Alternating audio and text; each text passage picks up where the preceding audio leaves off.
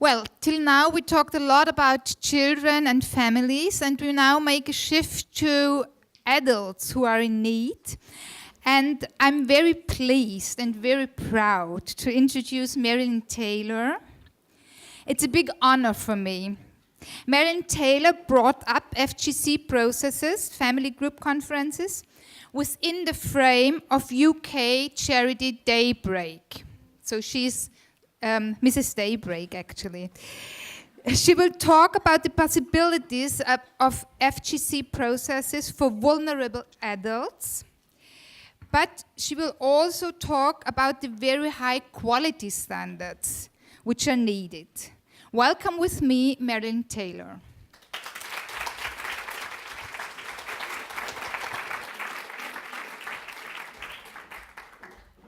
Guten Tag. I feel very honoured to be here today and share this very special day with you, so thank you, and thank you for that lovely introduction. So that's me.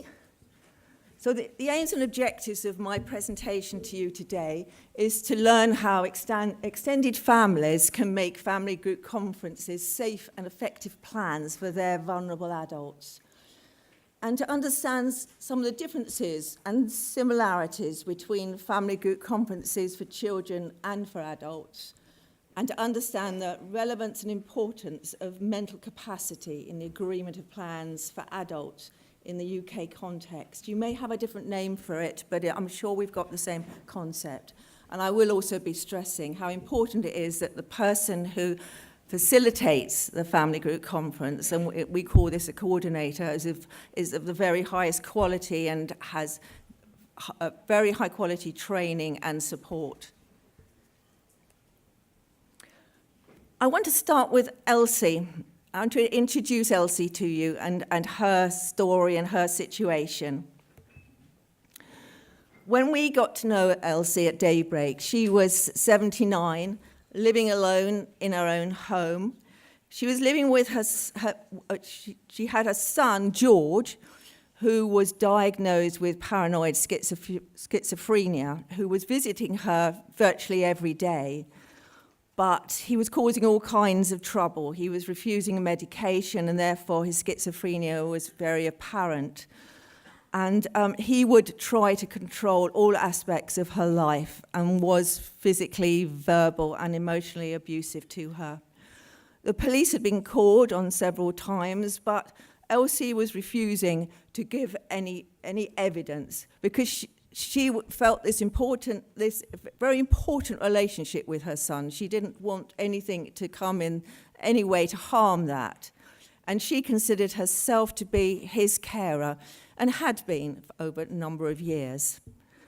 Now, I'm not going to tell you immediately what happened with Elsie, but we did go on and have a family group conference for her, because I want to introduce some concepts to you first, and then tell you a little bit about what happened as a result of her family group conference. I want to say a little bit about Daybreak and our values and what we do and our vision for the future. I'm going to litter my presentation with a few photographs of places where we work, but I won't stay long on them, only a few seconds, so that's Portsmouth. So what is Daybreak? We founded that in 1999 and started work in 2000. It is a registered charity, and its whole purpose is to provide family group conferences and associated training and consultation. So it's very much a specialist service. Family group conferences are what we do. We are developing, and have always, right from early days, developed family group conferences, not only with work with children where they traditionally have lain, because they came from you'll probably know, from the Maori community in New Zealand, and their concern about what was happening to their children in the 80s. But we have developed them with domestic violence, we've developed them with elder abuse, and in a range of other contexts for vulnerable adults. I expect many of you know what a family group conference is, so please bear with me if I'm going over something that you know a lot of already. It's very much a positive and solution-focused model. which has, the meeting itself has 3 stages.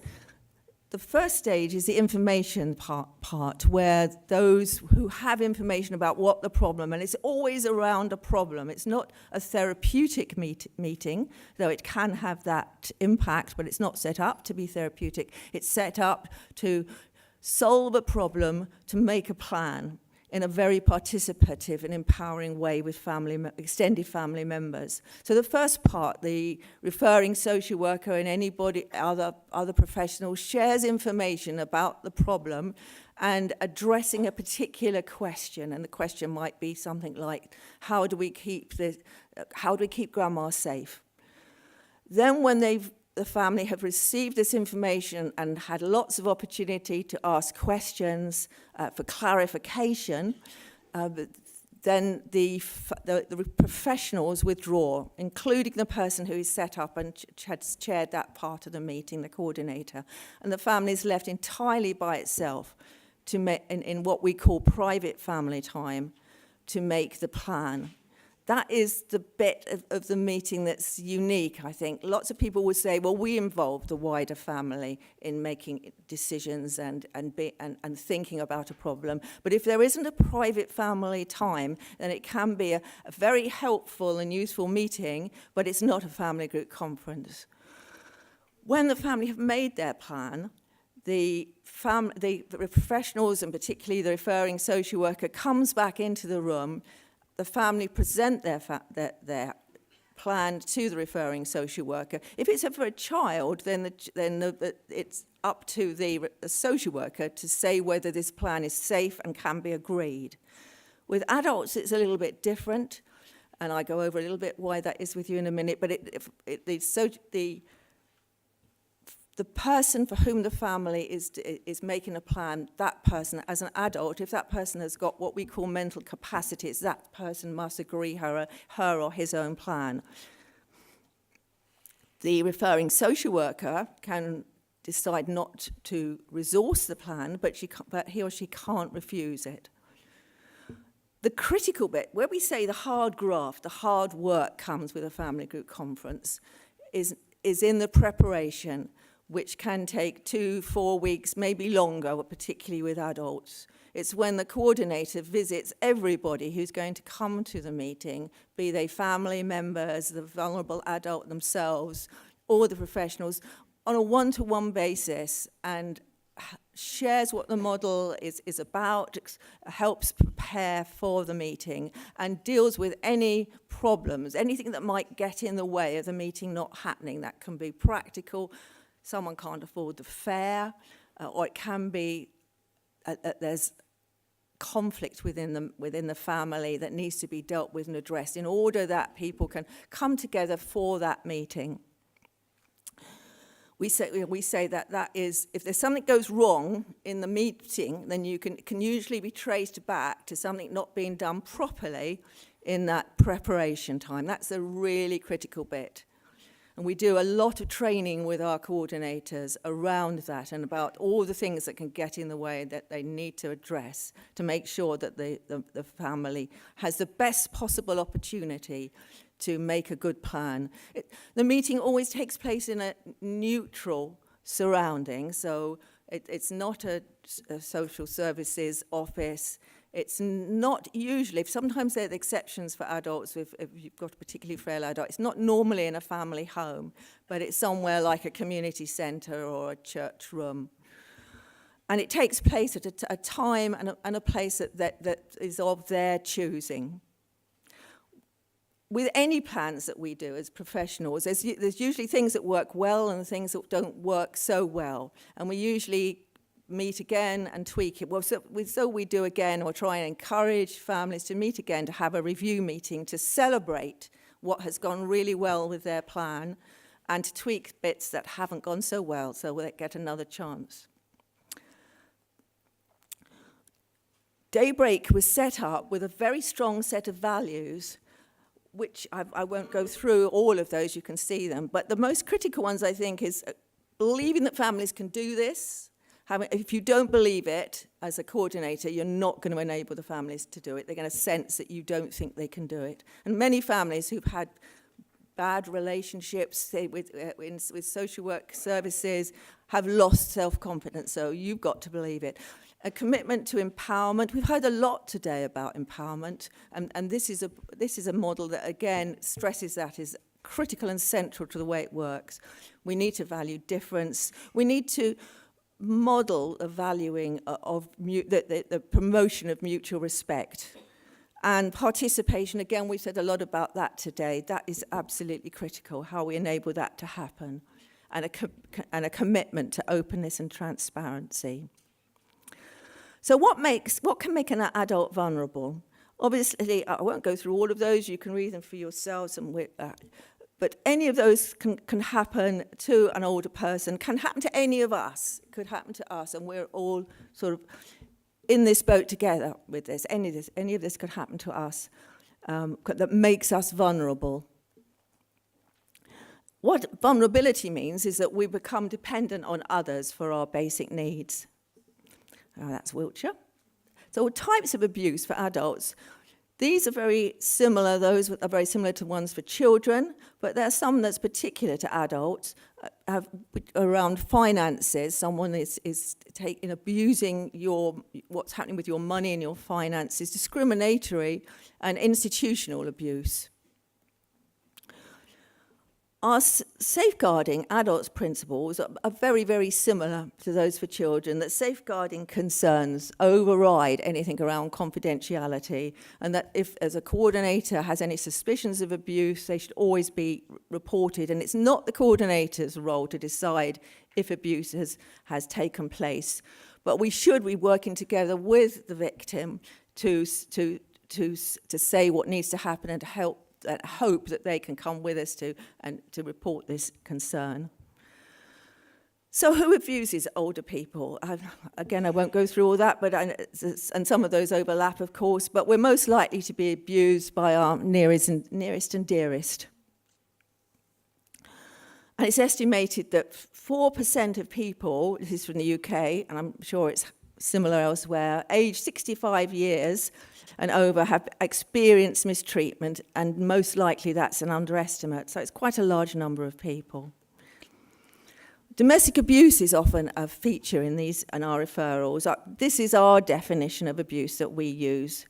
Any incident or pattern of incidents of controlling, coercive, threatening behaviour, violence or abuse between those aged 16 or over who are or have been intimate partners or family members regardless of gender or sexuality. So it's quite all embracing there. Abuse can be deliberate and long-standing, or it can be unintentional for the reasons that we've got up there. People are become unable to cope. And it frequently involves a family member who has mental illness themselves, or a drug or alcohol problem, or learning disability. We saw with Elsie that her son has mental illness. So the dilemmas in safeguarding adults are that all adults have responsibility for safeguarding vulnerable adults, but as an adult, I have the right to make choices which leave me at risk. If I have mental capacity, I can say, thank you for telling me my son is abusing me, but go away, social worker, because I am happy to live. I want to live with a good in this situation. I'm too worried about the consequences of taking action. Police obviously have a duty to investigate and prosecute if a crime is committed, but adults have the right not to give evidence if they are the victim. So those barriers. So when the abuser is a family member, the victim, as we said, often wants to protect him from consequences. And fear of consequences can deter victims from seeking help. They don't want agencies to take over. If the abuser is a carer, they fear losing that support. So how can a family group conference help? Well, we need to ensure there is clear communication of concerns and risks, which ensures that there's shared responsibility between the service user, family, and professionals for outcomes. Everybody's involved here in being very clear about what the concerns are and what the risks are. And we need to involve everyone and to ensure and demonstrate that all options are sought and considered, that we need to think widely. And we need to involve the wider family members to eliminate the secrecy in which abuse is perpetrated, and to increase the circle of safeguarding and support. That's increasing the eyes and ears that know what's happening and can offer support. So what happened to Elsie? We did have a family group conference for her. George had sisters, 2 sisters, who are now able to be involved. They felt a bit reluctant. They felt on the periphery and they couldn't really take action. Now, in the family group conference, they can become involved. They've got permission, if you like. But Elsie's in control of who comes to her meetings. And also, if the meeting goes ahead at any point up to the time of the meeting, she can say, actually, I don't want to go ahead with this. And it stops. Elsie can choose an advocate to make sure she's able to say what she wants. In Daybreak, we have volunteer advocates. Their only job is to make sure that the person that they're acting for, their voice is heard. That can be a vulnerable adult. It can also be a child. And we heard earlier about ensuring the voice of a child is heard in these processes. It's important that George is not excluded, but he's given the courage to come because he's encouraged to have a friend to support him. If he doesn't come, the plan won't be viable. He hears about the concerns and now recognises that there's a problem. And so he and his family agree the times that he will visit his mother. So he's not going to go every day. He's going to go 2-3 times a week. So the risk is not totally eliminated, but it's much reduced, and that is much better than the police or the social services have been able to achieve with Elsie. I'll just briefly refer to our Mental Capacity Act, which just assumes that we all have capacity, unless there's some proof that we don't have mental capacity to make decisions for ourselves. And if we don't, then we must be helped to participate, and it needs to be demonstrated that that it's been fully tested that we don't have mental capacity.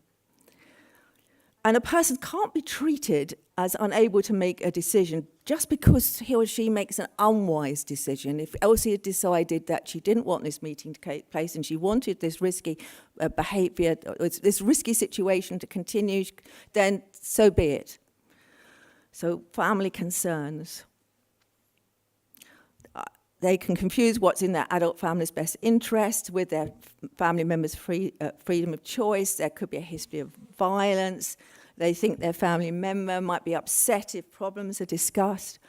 And they feel they won't have to be able to agree a plan, or that discussing the plan will make it worse. Now, the job of the coordinator and the training that we undertake with our coordinators, and we always insist that our coordinators who undertake this work have already been trained in working with children, have some experience of a family group conference, but then take additional training about what it means to use this model with vulnerable adults. And we help them to find ways of overcoming these problems.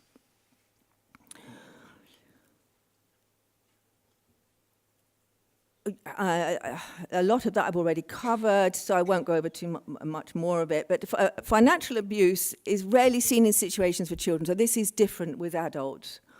And as I've made reference before, the plan must be agreed by the client if they've got capacity.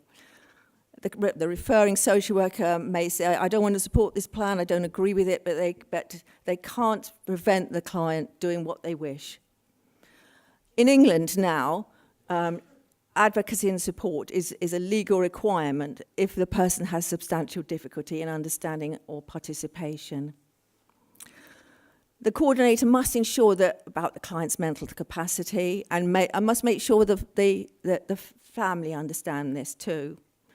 If the client has got mental capacity, then it should be the client who's visited first, and should give full consent before anybody else is visited, and the consent is on a form. Yes, I'm happy that this information is shared with the rest of my family.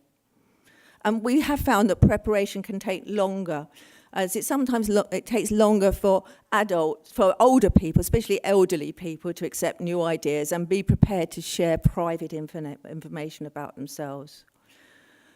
It sometimes has to take place at their home if they're housebound or unable to travel. We had a very fast learning curve when we transposed this model to working with adults. We found that obviously you've got to think about meal times for older people. Our first project was with elder abuse, so we're working with people in their 80s. And so we have to think about when it might happen and any health issues around planning the time of day and refreshments, what medications people might need to take. We used to make sure the venue is accessible, of course. Also, is there a lavatory nearby? Would a table be helpful for papers or coffee cups? Which with the children, it's usually in a nice cozy circle on comfortable chairs. But with vulnerable adults, particularly elderly adults, we have to think, would a table be necessary?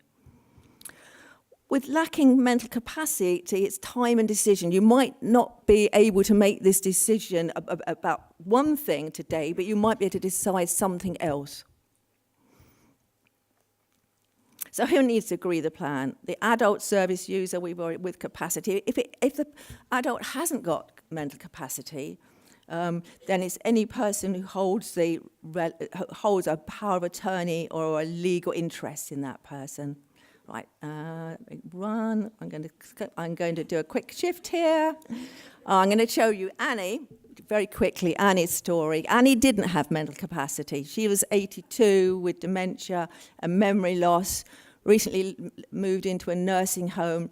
Now, she had a friend, Thomas, who came to see her, but he was quite sometimes abusive towards her, and he would be shouting at the staff.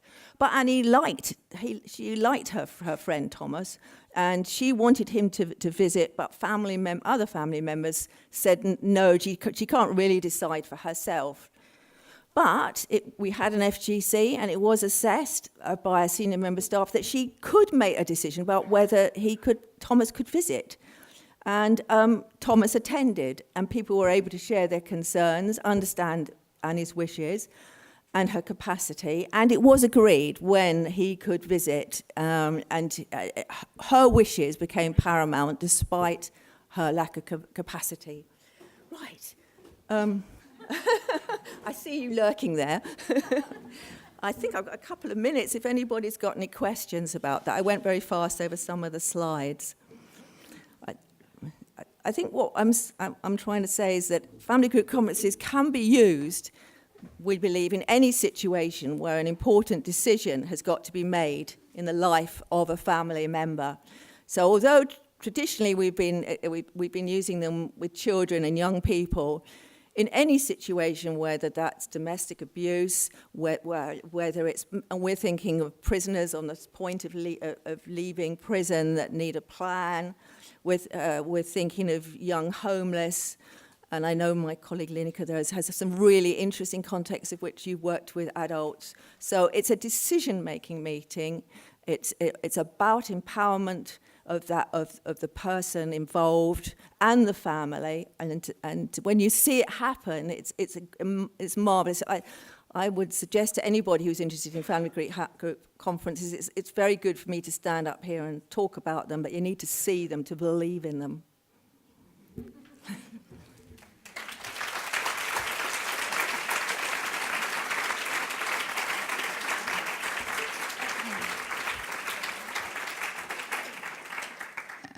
Thank you very much, Marilyn, for showing us also the concerns about adults' abuse and also showing us spotlights of FGC's processes, also about the dilemma between safeguarding and self-made decisions and questions about capacity.